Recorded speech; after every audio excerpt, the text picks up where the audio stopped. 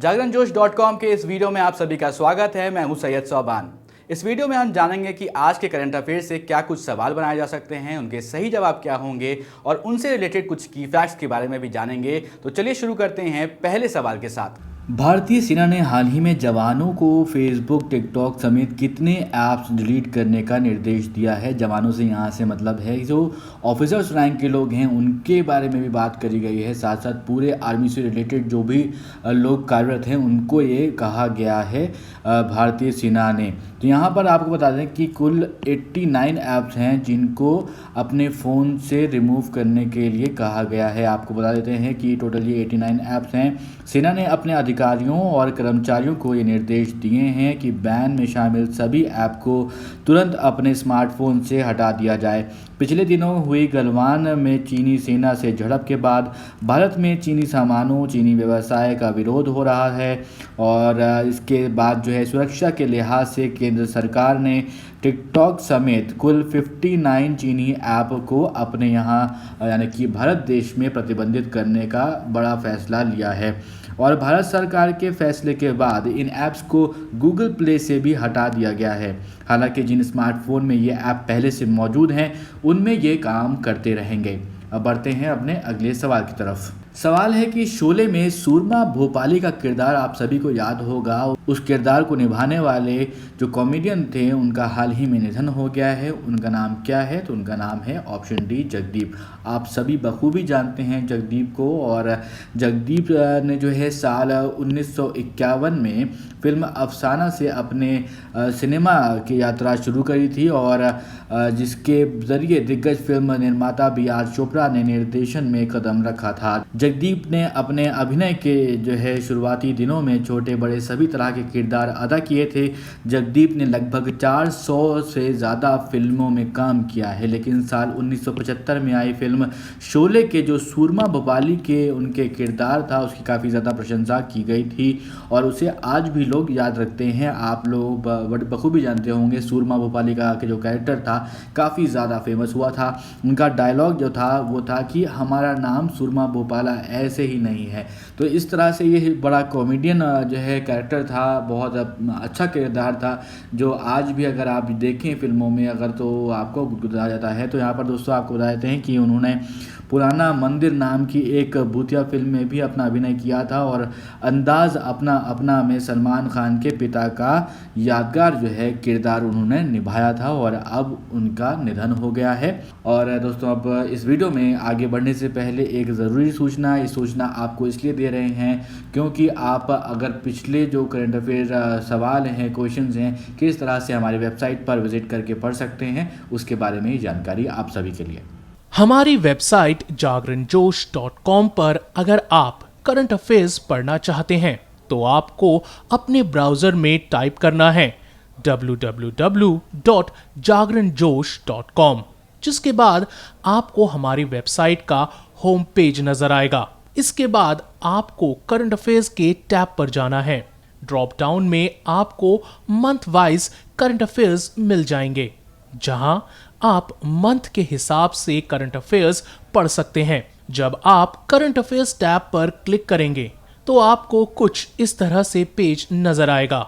अगर आप category wise current affairs पढ़ना चाहते हैं तो आप अपनी पसंद के हिसाब से कोई भी कैटेगरी चूज कर सकते हैं, जिसमें latest, national, international, sports, technology और इकोनॉमी जैसी कैटेगरीज मौजूद हैं। अब बढ़ते हैं अपने अगले सवाल की तरफ। हाल ही में किस राज्य सरकार ने डॉक्यूमेंट को स्कैन करने के लिए सेल्फ स्कैन पोर्टल को लॉन्च किया है? इसका सही जवाब है ऑप्शन ए, पश्चिम बंगाल। यहाँ पर दोस्तों आपको बता दें पश्चिम बंगाल की मुख्यमंत्री जिनका नाम है ममता बनर्जी, उन्होंने सेल्फ स्कैन नाम की एक ऐप को लॉन्च किया है। ये ऐप राज्य के सूचना व प्रौद्योगिकी यानी कि IT विभाग ने दस्तावेजों को स्कैनिंग के लिए उसमें बनाया गया है। मुख्यमंत्री ने बताया कि इस ऐप के जरिए डॉक्यूमेंट्स को आसानी से स्कैन और एडिट किया जा सकता है। इसका डेटा किसी सर्वर में नहीं रहता बल्कि फ़ोन में ही रहता है और ये काफ़ी ज़्यादा सुरक्षित भी है। ऐप ये जो है वो निःशुल्क है।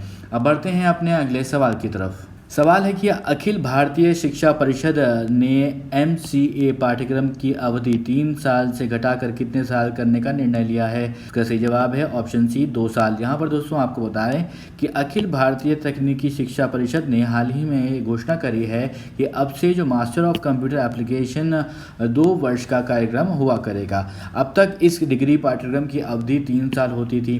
परिषद ने सभी उच्च शिक्षा संस्थानों को जो पाठ्यक्रम की अवधि है उसमें आवश्यक संशोधन करने के लिए भी कहा है। परिषद ने एक आधिकारिक आदेश में कहा कि अब 2020 और 21 में MCA पाठ्यक्रम की अवधि 2 साल होगी। यहाँ पर आपको बता दें पिछले वर्ष दिसंबर में विश्वविद्यालय अनुदान आयोग यानी कि UGC जो है उसने MCA पाठ्यक्रम की अवधि को घटाकर 2 साल करने संबंधी एक प्रस्ताव को मंजूरी दी थी। अब बढ़ते हैं अपने अगले सवाल की तरफ। ब्रिटेन व्यापार परिषद जिसे कहते हैं UKIBC, इसने किसको अपना नया समूह मुख्य कार्यकारी अधिकारी नियुक्त किया है। इसका जो सही जवाब है वो है ऑप्शन ए जयंत कृष्णा। यहाँ पर दोस्तों आपको बता दें ब्रिटेन भारत व्यापार परिषद ने जयंत कृष्णा को अपना नया समूह मुख्य कार्यकारी अधिकारी नियुक्त किया है। इस पद पर नियुक्त होने वाले वो पहले भारतीय हैं और 3 अगस्त से अपना कार्यभार संभालेंगे। जयंत कृष्णा इससे पहले प्रधानमंत्री कौशल भारत मिशन में मुख्य कार्यकारी अधिकारी और राष्ट्रीय कौशल विकास निगम के मुख्य परिचालन अधिकारी और कार्यकारी निदेशक की जिम्मेदारी संभाल चुके हैं। अब बढ़ते हैं अपने अगले सवाल की तरफ। केंद्र सरकार ने हाल ही में कितने लाख करोड़ रुपए का कृषि अवसंरचना कोष स्थापित करने की मंजूरी दे दी है। तो इसका जो सही जवाब है वो है ऑप्शन सी 1 लाख करोड़ रुपए। यहाँ पर आपको बता दें केंद्र सरकार ने हाल ही में 1 लाख करोड़ रुपए का जो कि कृषि अवसंरचना कोष स्थापित करने की जो मंजूरी है उसको दे दिया है। इस कोष की स्थापना उद्यमियों, स्टार्टअप, कृषि प्रौद्योगिकी उद्यमों और किसान समूहों को कृषि क्षेत्र में बुनियादी ढांचा सुविधाओं और माल के रखरखाव की स्थापना करने के लिए वित्तीय समर्थन देने के वास्ते जो है इसको मंजूरी दी गई है। और कृषि अवसंरचना कोष प्रधानमंत्री के 20 लाख करोड़ रुपए के आर्थिक प्रोत्साहन पैकेज का हिस्सा है। कोरोना वायरस महामारी से बुरी तरह प्रभावित अर्थव्यवस्था को उबारने के लिए इस पैकेज की घोषणा करी गई थी और उसमें अब ये कदम एक उठाया गया है। अब बढ़ते हैं अपने अगले सवाल की तरफ। सवाल ये है कि हाल ही में किस शहर के टाटा मेमोरियल सेंटर की एक टीम ने लार के नमूने मौजूदा RNA वायरस का पता लगाने के लिए रमन स्पेक्ट्रोस्कोपी का प्रयोग किया है। इसका सही जवाब है मुंबई। यहाँ पर दोस्तों आपको बता दें इस अवधारणात्मक अध्ययन में किसी भी अतिरिक्त अभिकर्मक का उपयोग किए बिना पारंपरिक रमन स्पेक्ट्रोस्कोपी का उपयोग करके गैर संक्रामक RNA वायरस का विश्लेषण किया जाएगा। ये एक गैर विनाशकारी रासायनिक विश्लेषण तकनीक है। ये पदार्थ की रासायनिक संरचना, अवस्था और बहुरूपता और क्रिस्टलीयता एवं आणविक प्रतिक्रियाओं के बारे में विस्तृत जानकारी प्रदान करती है। ये पदार्थ के रासायनिक बंधों यानी कि केमिकल बॉन्ड्स के साथ प्रकाश की पारस्परिक क्रिया पर आधारित है। अब दोस्तों वो सवाल जिसका जवाब हमने आपसे पिछले वीडियो में पूछा था, सवाल ये था कि किस राज्य सरकार ने राज्य में उद्योगपतियों और स्थानीय बेरोजगार युवाओं के बीच एक सेतु के रूप में काम करने वाला नया महाजॉब्स पोर्टल की शुरुआत करी है। तो आप में से बहुत सारे दोस्तों ने इसका सही जवाब दिया है महाराष्ट्र। तो कैसे आपको ध्यान रखना है महाराष्ट्र का महाजॉब्स पोर्टल, यहाँ से इससे कुछ न कुछ संबंध बना है, सवाल में ही आपका जवाब छुपा हुआ था। यहाँ पर आपको बता दें दोस्तों इस पोर्टल के माध्यम से स्थानीय युवाओं जिनके पास निवास प्रमाण पत्र है उनके लिए 17 आर्थिक क्षेत्रों की 950 तरह की विविध नौकरियों में चयन करने का प्रावधान किया गया है। ये पोर्टल नियोक्ताओं और कुशल, अर्धकुशल और अकुशल श्रमिकों के बीच की जो खाई है उसको पाटने की मदद करेगा। ये जॉब्स पोर्टल महाराष्ट्र औद्योगिक विकास निगम द्वारा विकसित किया गया है। ये पोर्टल विशेष रूप से महाराष्ट्र एवं यहाँ के स्थानीय लोगों के लिए है।